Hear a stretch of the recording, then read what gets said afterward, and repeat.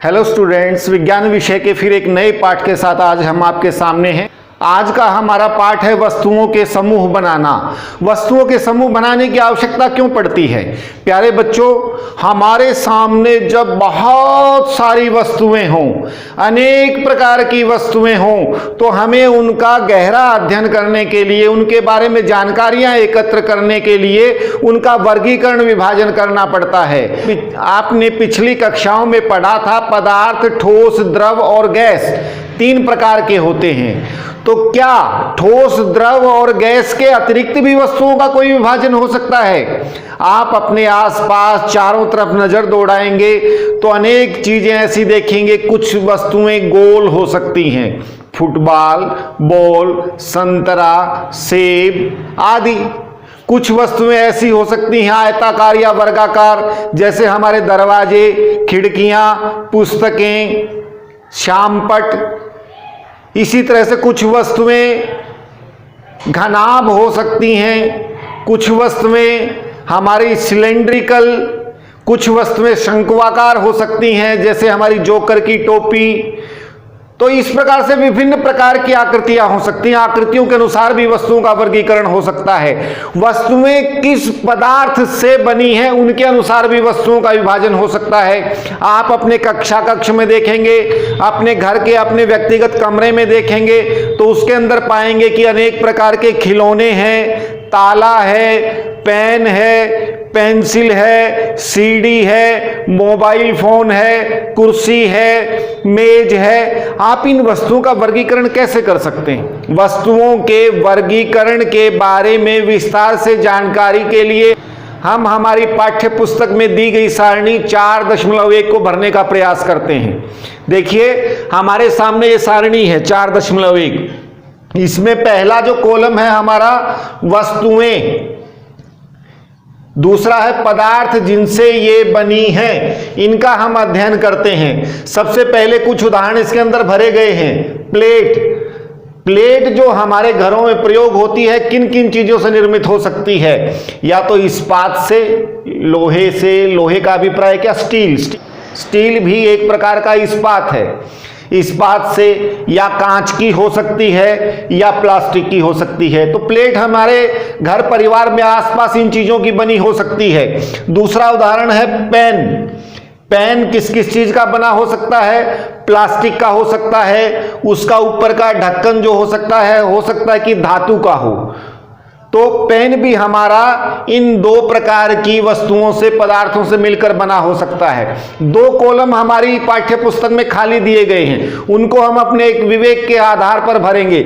हम दूसरा मान लेते हैं कुर्सी हमारे स्कूल में या कमरे में किन किन चीजों से बनी हो सकती है, उसको हम यहां पर लिखेंगे। कुर्सी किस चीज की हो सकती है? लोहे से बनी हो सकती है, लोहे के पाइप के द्वारा। और किस चीज की बनी हो सकती है? लकड़ी से बनी हो सकती है, या आजकल प्लास्टिक की कुर्सियां भी आती हैं।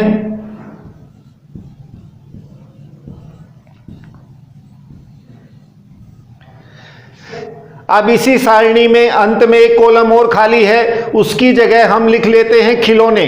खिलौने किन किन चीजों से निर्मित हो सकते हैं? प्लास्टिक,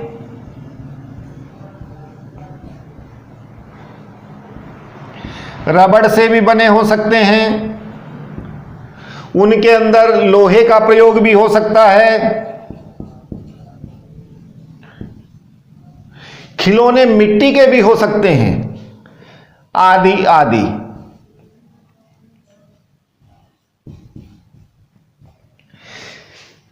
इस सारणी के माध्यम से हमने जाना कि हमारे आसपास की जितनी भी चीजें हैं, जितनी भी वस्तुएं हैं, दैनिक जीवन में हम जो प्रयोग करते हैं, वो विभिन्न प्रकार के पदार्थों से मिलकर बनी होती हैं। अब इन पदार्थों से बनने वाली अन्य वस्तुओं के बारे में भी जानकारियां एकत्र करते हैं। आइए अगली सारणी पर नजर डालते हैं। पदार्थों के विभाजन के बारे में गहराई से जानने के लिए दूसरी सारणी को हम देखते हैं। यह सारणी बिल्कुल पहली सारणी के उल्टी है। यहां पदार्थ और उन पदार्थों से कौन कौन सी वस्तुएं हम अपने आसपास बनी देखते हैं। सबसे पहले उदाहरण के रूप में हमारे को दो वस्तुएं दी गई हैं। लकड़ी, लकड़ी से बनी हुई वस्तुएं। हमारे अभ्यास में भी ये प्रश्न आता है, कई बार परीक्षा में पूछा जाता है कि लकड़ी से बनी हुई 5 वस्तुओं के नाम लिखो। तो यहां पर हमें ध्यान देना है, लकड़ी से क्या क्या बनता है? कुर्सी, मेज, हल, बैलगाड़ी या बैलगाड़ी के पहिए। और लकड़ी से क्या क्या बनता है? लकड़ी से खिलौने भी बनते हैं, लकड़ी से हमारे दरवाजे खिड़कियां भी बनते हैं, उनको भी आप जोड़ सकते हो। तो इस प्रकार से लकड़ी से बनने वाली चीजों के अनेक उदाहरण आप अपने आसपास देखते हो, उनको अपने उत्तर में लिख सकते हो। और दूसरा देखिए, दूसरा उदाहरण है कागज। कागज से क्या क्या बनता है? हमारी पुस्तकें कागज से बनी हैं, नोटबुक यानी कापियां कागज से बनी हैं, समाचार पत्र कागज के ऊपर छपते हैं, कैलेंडर कागज पे, और कागज से हम खिलौने भी बनाते हैं। और कोई भी उदाहरण अगर आपको याद हो तो इसमें जोड़ सकते हो। और तीसरा इसके अंदर चमड़ा। चमड़े से हम अपने आसपास कौन कौन सी वस्तुओं को बने हुए देखते हैं? जूते, बैग, बेल्ट। और चमड़े से क्या क्या बनता है? कुछ जैकेट आदि भी बनते हैं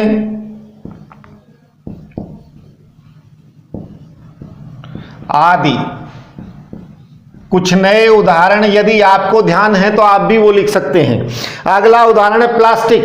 प्लास्टिक के बिना तो आजकल जो है जीवन लगभग असंभव सा। क्या क्या बनता है प्लास्टिक से? उसकी चीजों के नाम लिखिए। डब्बे, पेन हमारा प्लास्टिक से बना है। और प्लास्टिक से कुर्सी मेज भी आजकल प्लास्टिक की बनती हैं। कुर्सी, मेज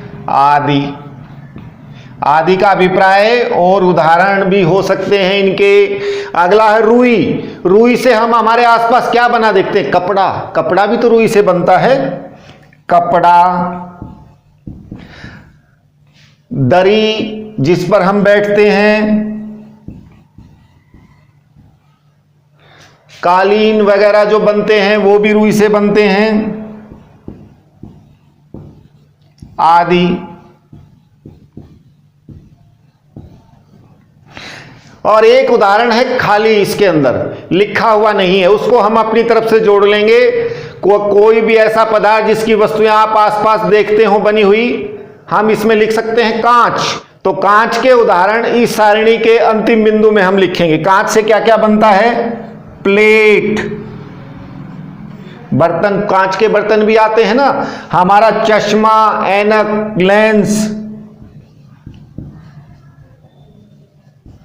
लेंस भी कांच से बनता है। और हमारे बल्ब वगैरह आदि।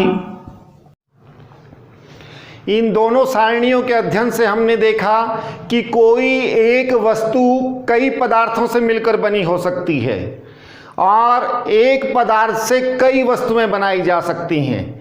लेकिन वस्तुओं के बनाने में जिन पदार्थों का प्रयोग होता है या जिन पदार्थों का प्रयोग वस्तुओं को बनाने के लिए होता है, क्या यह सभी का प्रयोग किया जा सकता है आपस में एक दूसरे में? क्या जिस प्रकार से किताब को बनाने के लिए हम कागज़ का प्रयोग करते हैं और कपड़े को बनाने के लिए रुई का प्रयोग करते हैं, क्या इनका उल्टा भी किया जा सकता है? क्या हम कुर्सी मेज रुई से बना सकते हैं या रुई से कॉपी किताबें बना सकते हैं? ऐसा कभी संभव है? नहीं। प्रत्येक पदार्थ में कुछ न कुछ विशेष गुण होते हैं।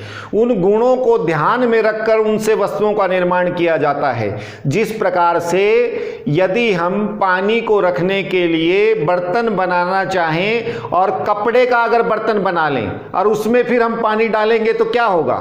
सारा का सारा पानी निकल जाएगा और हम सब मजाक के पात्र बनेंगे, सब हमारी तरफ देख के हंसेंगे। इसलिए जब हमें किसी द्रव को डालना हो तो कपड़े का नहीं बनाते, क्योंकि कपड़े के अंदर वो गुण नहीं होता कि वो पानी या किसी द्रव को रोक सके।